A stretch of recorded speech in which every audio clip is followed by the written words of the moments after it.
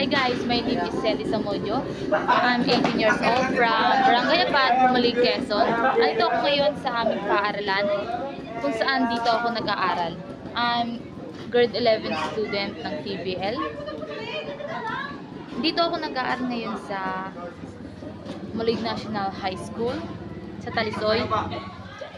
Ang aking habit ay syempre ang kumain at matulog. And my favorite color is green. At nahilig din ako mag-travel, lalong-lalo na sa mga beaches. Dito sa aming lugar ay maraming mga local tourists na nagsisipagpuntahan dito dahil sa mga tanawin ng aming kapaligiran. Lalong-lalo na rin ako, yun na aking gusto, ang mga beaches na puntahan.